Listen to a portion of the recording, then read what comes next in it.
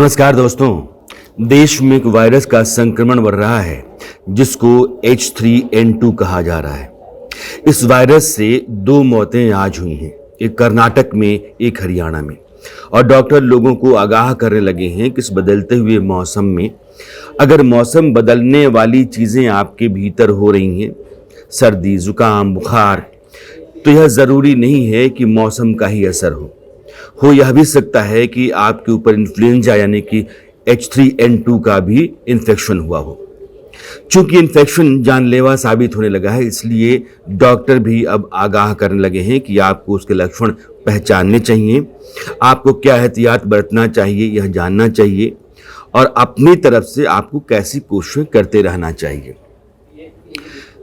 जो कोविड के लक्षण होते हैं, कमोबेश कुछ लक्षण उसके आपको H3N2 के दौरान भी मिलेंगे, जैसे सर्दी है, जुकाम है, नाक का बहना है, बुखार है, बदन में दर्द है। ये सारे लक्षण इन्फ्लुएंजा के होते हैं और H3N2 के दौरान अगर आप इसके इन्फेक्शन का शिकार हैं तो आप ये महसूस करेंगे। गले में भी दर्द रहेगा, मांसपेशियों में दर्द रहता है, छींक आती रहेगी, नाक बहती रहेगी। ये सारे लक्षण जो हैं वो इन्फ्लुएंजा के होते हैं, इसलिए टेस्ट कराना बहुत ज़रूरी है कि H3N2 है या नहीं है।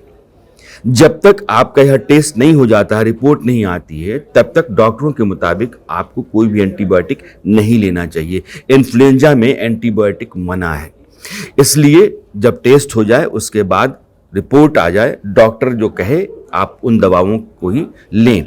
उसके इतर कोई भी एक्सपेरिमेंट अपनी तरफ से आप ना करें।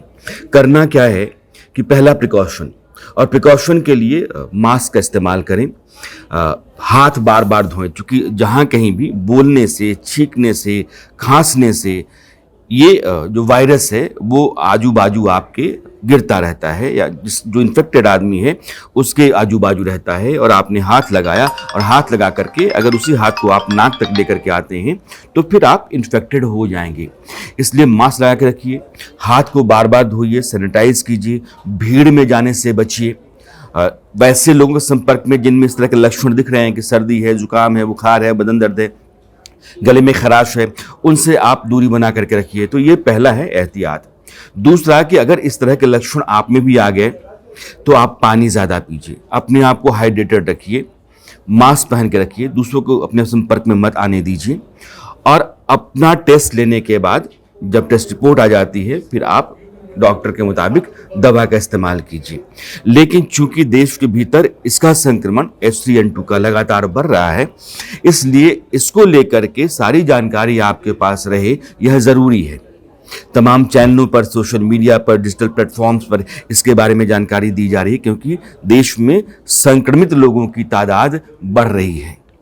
जैसे कोविड की तादाद भी पिछले 1 हफ्ते के भीतर देश में बढ़ी है संक्रमण के लिहाज से, और H3N2 के रोगियों की संख्या भी बढ़ रही है। इसलिए जब कभी भी आपको इस तरह के लक्षण मिलते हैं तो आप यह मत समझिए कि मौसम बदल रहा है तो मौसम का असर होगा, क्योंकि बदलते हुए मौसम में सर्दी, जुकाम, बुखार, गले में खराश ये सब होता रहता है। लेकिन ऐसी स्थिति में जब एक वायरस देश के भीतर अपना हमला किए हुए हैं और लोग संक्रमित हो रहे हैं, जान भी जा रही है, उसमें तुरंत एहतियात लेना और अपना टेस्ट करा करके रिपोर्ट के आधार पर डॉक्टर से दवाई लेना बहुत ज़रूरी हो जाता है। मैं उम्मीद करता हूं कि आप इसका ध्यान अवश्य रखेंगे।